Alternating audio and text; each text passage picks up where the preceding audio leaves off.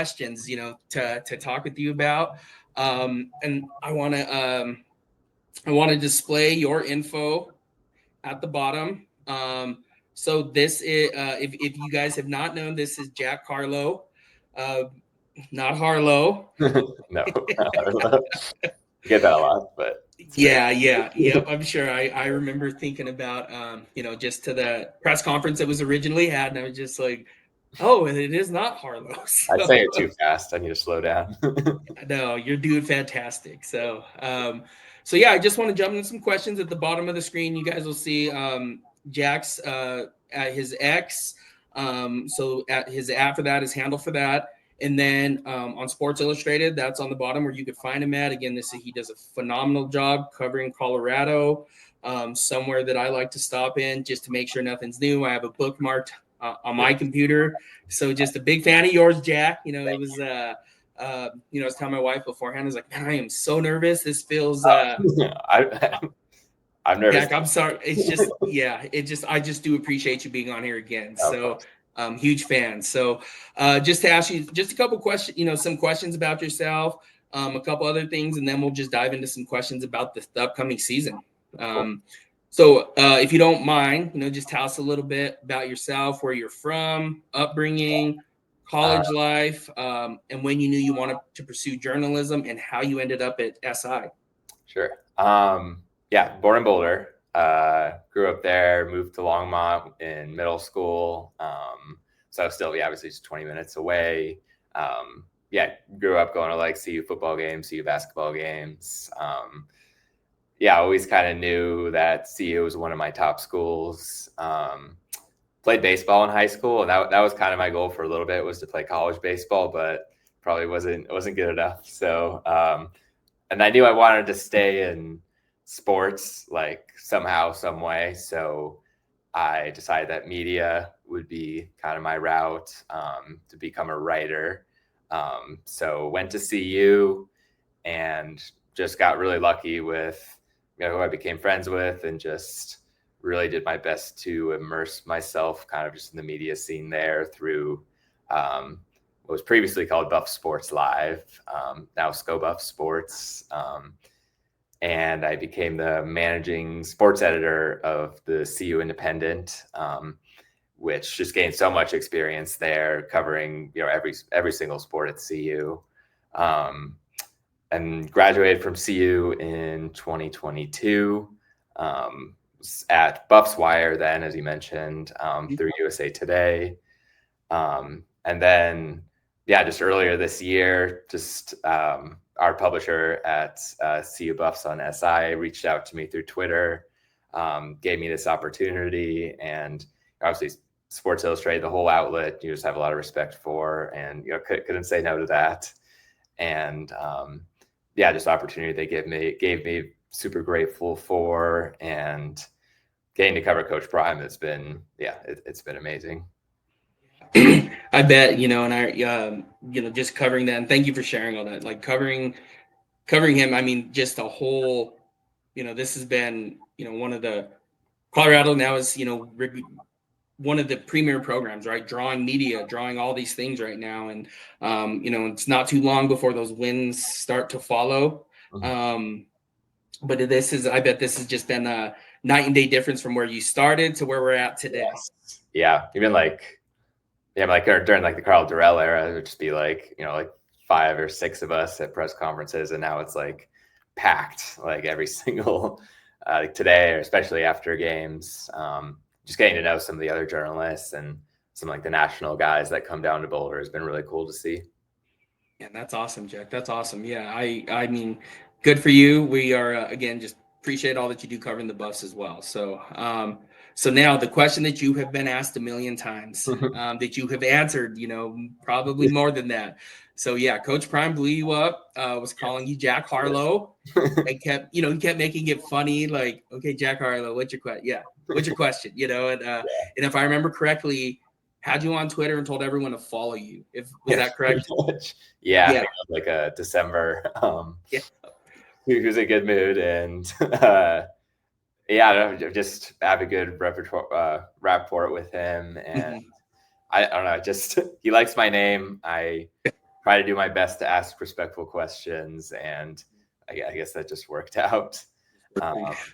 Even today, he gave me a little nod. Okay. I'm gonna have to go watch that because I know when he, earlier, that Monday press conference he had with his doctor team, he gave you a shout out again. I remember hearing that, and I remember back in December, I think is when you said it was, watching the press conference, and I was just thinking to myself, Jack Carlough, like, that, and then it's like, is he talking about Jack Carlough? That was my I think a process. lot of So people then, think the rapper was actually yeah, like, well, yeah. Then I was like, there's no way that Jack Harlow covered, that kind of thing, like the rapper guy, right? So, and I said, I think he's talking about Jack Harlow when he's doing that. I'm not sure. So, what was that like though? That initial wave of him just like spotlights on you now, people just coming, following you, asking you questions. What was that like? that was an insane day. Really 2 days, I guess. My phone was just like constantly blowing up. Like, because again, like Coach Prime was like national brand, obviously being one of the greatest athletes ever.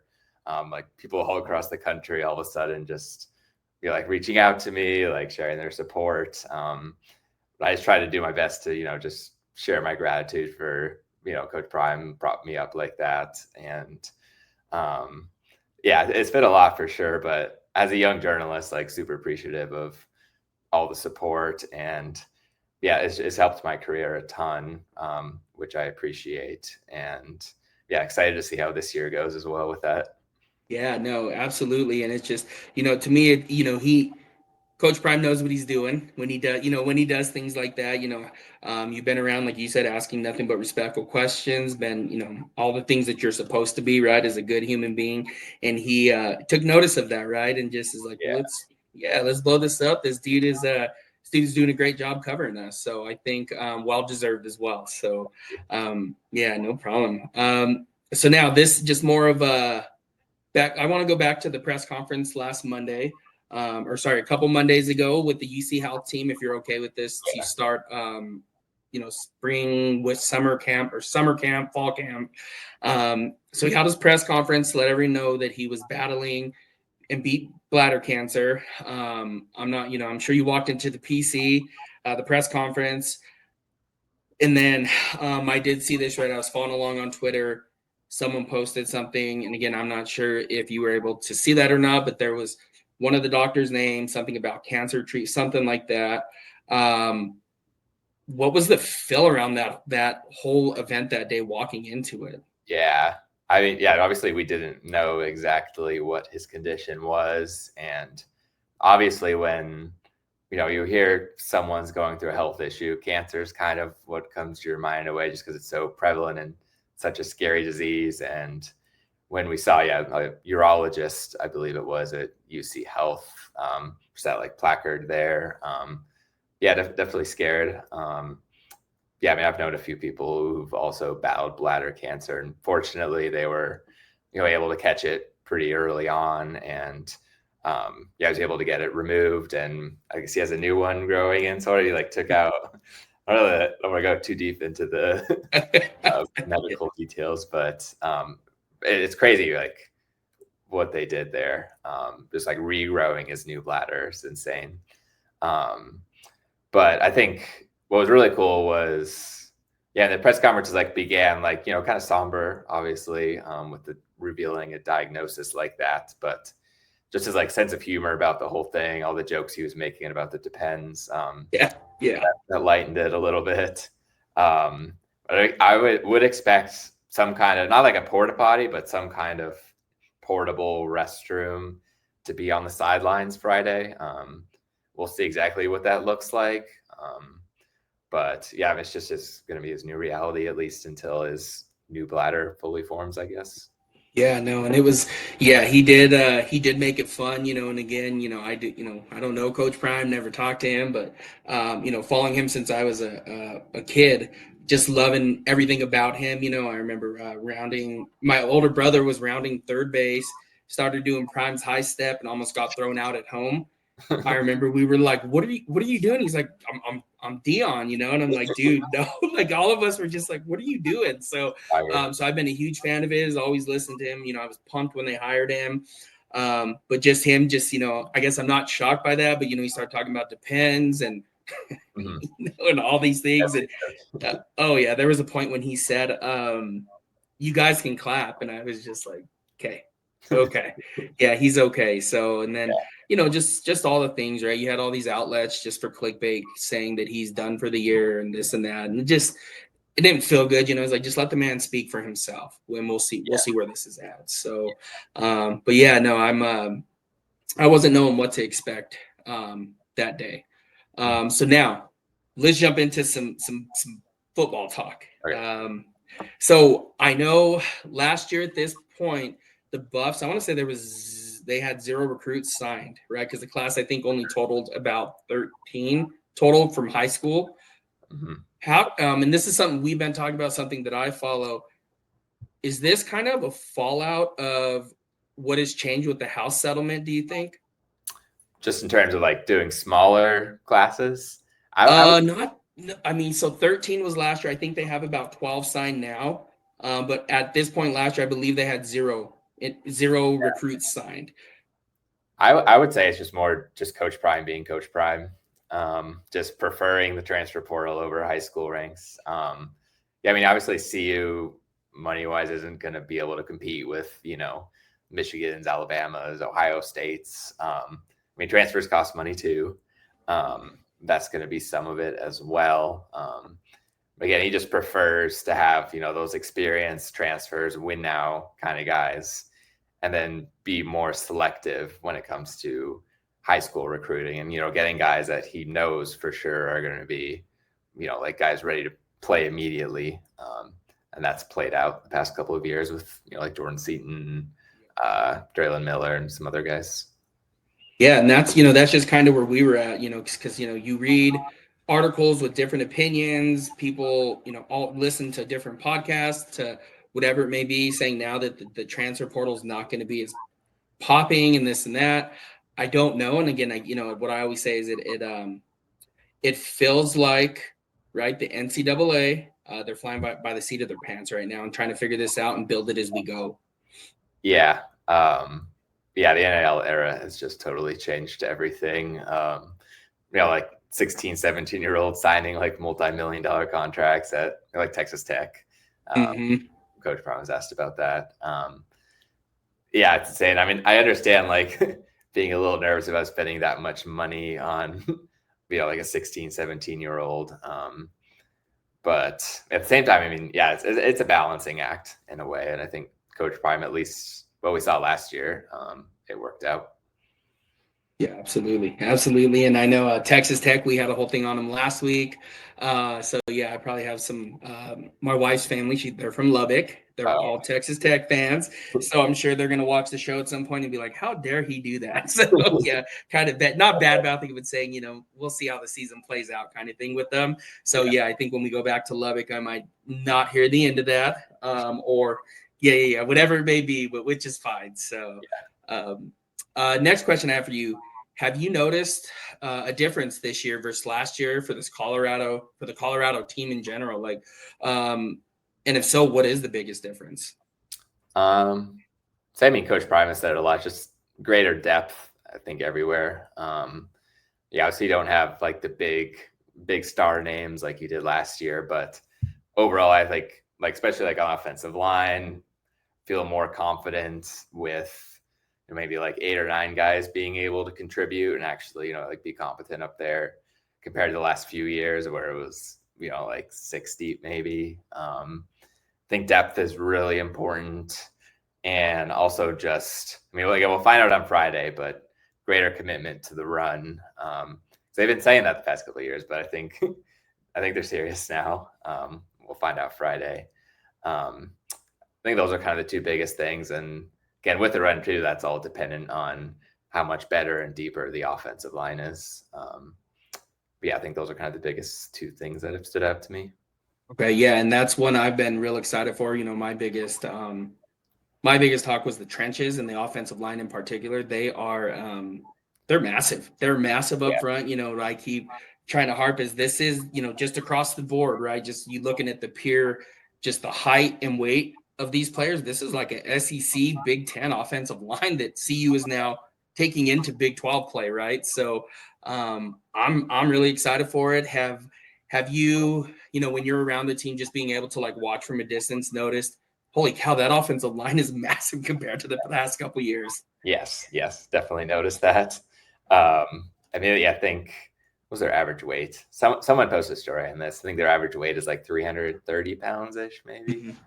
Then The you got 6'3", 332 pounds, I believe, is where we're at. the average. Did you see that as well? It was some, I forget. Oh, I actually figured it out and did the. Oh, you did the math. I did the math on it. Yeah.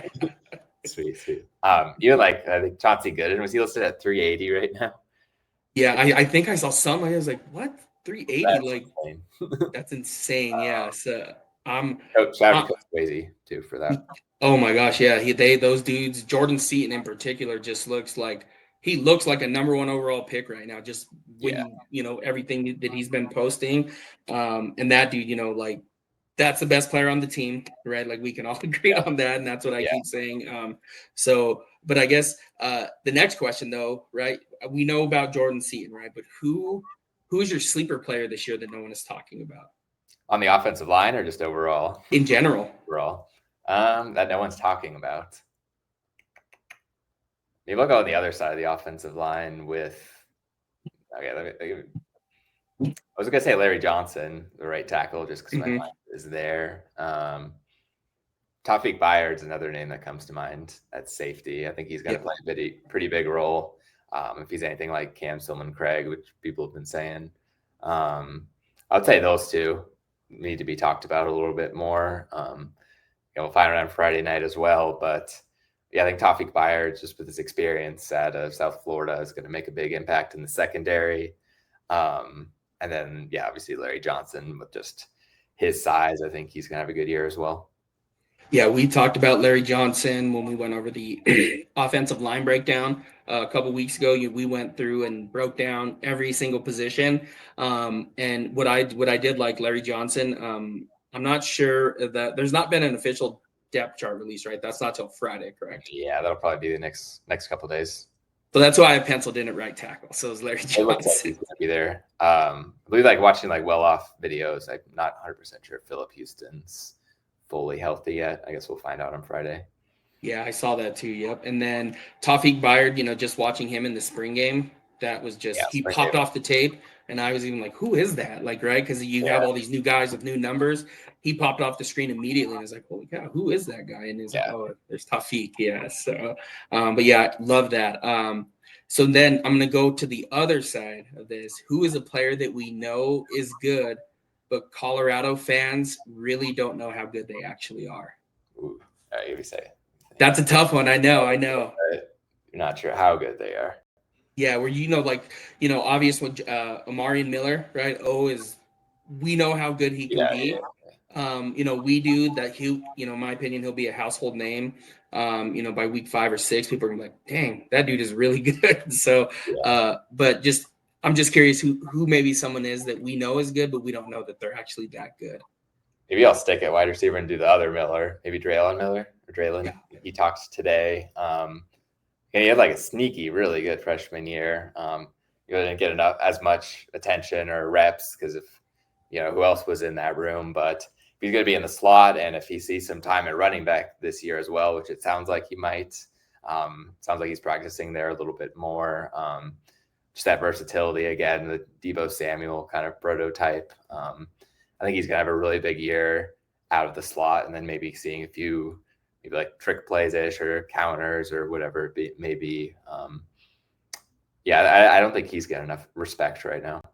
Yeah, and he's one that I'm huge on, and I use the same comp as Deebo Samuel with him. I do think, I'm excited to see him. I'm curious to see, you alluded to it, the running back. Like, are they going to line him up at running back, give him how many carries a game? What's that going to look like?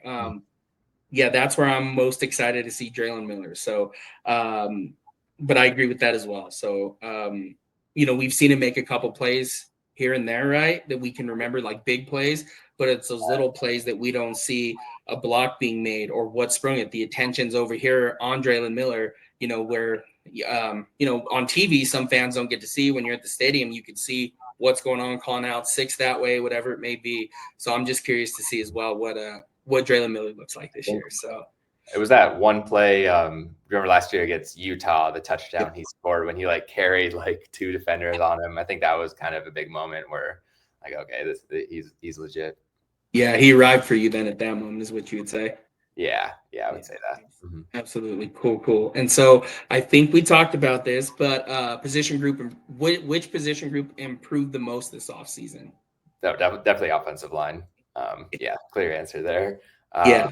Just excited to watch again. Larry Johnson, Xavier Hill. He'll be at one of the guard spots. Cy Chrysler. Sound like at center right now. Still not 100% sure who's going to be there. I think it's between Cooper Lovelace and Zarian McGill. One of those two will start. But sounds like, the coaches are confident in either. Just excited to see that group take another step forward. Other than that, I think the defense remains pretty solid across the board. We'll see. Linebacker is kind of a question mark for me. But again, we'll learn Friday more what that group will look like and if this offensive line is, actually legit. Yeah, and that was my question. One of the I had him as the underrated position group is that linebacker room. There's a lot of Reggie Hughes and French, Martavius French. Those are really good players. I'm just kind of interested to see how quickly they acclimate to that. Big 12. You're now in Power 4 football. Just the acclimation of that. Does that take time? Does it not? But I'm really excited. I'm really excited for Martavius French. So that is one that I'm going to be having my eye on Friday. Yes. Yeah, definitely. Just got to stay healthy there. Yeah, absolutely. So now let's get to this. How do you see Friday night going for Colorado? You have a prediction? Personally, just because of how many question marks there are with Georgia Tech's going through kind of the same thing with how many transfers. Probably going to give Georgia Tech a slight edge just to play it safe there. I think it'll be a 1-score game though, regardless. But I think just with new quarterback, new offense, I would imagine that CU maybe gets off to a bit of a slow start, at least here in week 1, just as everyone kind of settles into their roles. And again, Georgia Tech's, they got some scary dudes on offense with Haynes King and Jamal Haynes. That's a scary duo right there with a ton of experience. Again, the key will be scoring early, hopefully scoring the game's first points. If CU can get a 1 or 2 score lead early, then everything changes. Forcing Haynes King into a passer, then CU would have the advantage. But again, winning the first quarter will be huge. Yep, and that's kind of I know that there's been talk. I've been following along press conference and everything on Georgia Tech side. Players said some things, right? And again, everybody's like, oh, they're giving them feels like they are kids here. Let's all remember they are kids. So let's. I did see though that they were talking. The altitude is brought up, and they were talking about they're showing up. Is it Wednesday or Thursday? Did they actually give a day? I'm not 100% sure. I don't think I saw that. Okay, yeah, and it was just I think they said they're going to show up a day early, which is I guess okay to do, but teams it. I know when the Raiders come out here, they tried to come in and come out ASAP, just so the altitude doesn't have that chance to actually set in with them. And again, I don't think people understand this. The Broncos have a huge home field advantage early in the season because it's still hot. That altitude, these are still the first couple games. That altitude is no joke. If you've ever come up to it or played, I know I played football growing up, and we would go to, I think at one point, where did we go in the somewhere up in the mountains, and I got altitude sick, and it was miserable. And that's being a Colorado resident, and it was just absolutely awful. So I'm not sure if they do try to come in a day or so early. I have seen things medically. I'm not a doctor, so I'm not going to pretend to be talking about that. The best thing to do is to get in and get out kind of thing with the altitude. Yeah, I'm not even sure how fast it would take to acclimate, or if that'd be a week process or so. But teams always have that advantage. Yeah, absolutely. And then how you said, if the Buffs get out to a quick start, let Georgia Tech start playing from behind. And we'll see what happens. But I mean, that altitude is going to set in at some point for Georgia Tech. Hopefully, Colorado is still within striking distance. I do have Colorado winning. I said a 27-24, 30-27. I am very biased, Jack, which I'm okay with. And then Eric Rivers scares me on the outside, the receiver. Okay. So in Jamal Haynes, if what I have been saying on the podcast the last couple of weeks is, if you don't know who Jamal Haynes is, you should. This should make you aware of it. Go watch him. That dude is a fantastic player, fantastic running back. He is one that that scares me the most for Georgia Tech coming in on Friday. Yeah. So, yeah, absolutely. So now let me ask you this big picture here. What's your overall prediction for the team this year? Have you got there? Wins, losses? Where do you think the Buffs finish? Yeah. I think at least early on, I'm kind of thinking like game by game here. There's a really good chance. I mean, might lose Friday night, but 3-1 is very realistic start with Delaware, Houston, and Wyoming. There's no reason for this team to be less than 3-1. And then from there, I think 7-8 wins is very realistic. I think I'm kind of around that ballpark right now. Just with how their Big 12 slates kind of shaping up. There's going to be some tough games like Kansas State and Arizona State and Iowa State. I think that they play all three teams that tied for first place last year with CU. So that's going to be tough. But as long as they win those, should win games against, like the Houstons, like West Virginia, Arizona, then I think, there's a great chance to win at least 8 games. 8 games, yeah. I have us at 9-3, and again, I think it's just different because I have the Georgia Tech game as a win. Right. But that Big 12 play, last year they, what I said is they didn't get to play those teams, the other 3 outside of Kansas State, I guess, but they didn't get to play Iowa State, BYU, Arizona State during the regular season, which I forgot that. Yeah. Now they get to play them this year, right? And if I remember correctly, the majority of them are at Folsom. I think the only away one is at Kansas State at the last game of the season, which is a huge advantage that they get them at home, though. So they do go to Utah, though. That's going to be a tough one. That'll be a tough one. BYU becomes more winnable, too, with their quarterback situation. I think that turns into maybe not like a should win, but definitely winnable at home. Before the whole Jake Retzlaff thing took place, I had that as a loss for Colorado, and I now have that as a win. Not like it's still going to be tough, Kalani Sitake, that dude is a fantastic coach, has his team ready to play. They are just sound as can be. So just really, really, I'm excited. Excited for that in this season. I have them at 9-3. And what I always say is it is extremely difficult now in this I don't want to call it super conference, but huge conferences to predict winners, SEC, ACC, Big 10, and Big 12, because they don't all play each other. It is extremely difficult. Mm-hmm. Yeah. Right now, I'll give you my conference pick. Probably between Arizona State and Iowa State right now. I think those two are kind of standing out to me. Again, it's like with that many teams, it's anything can happen. Yeah, and then Texas Tech has tons of talent with the portal and everything going on there. It is different. Cam Scattergood at Arizona State. This is just this conference feels good this year, though, if that makes sense as a whole. Yeah, deep. They don't have like the top tier, like top 10 teams, but I think qualifying 2 teams for the CFP is realistic. We'll see. Absolutely. And then I think we can. Is it okay if someone asks a question? Can you see it on the screen? Alexander Brown. Sure. Jack, how's it been to cover Coach Prime the last 3 years?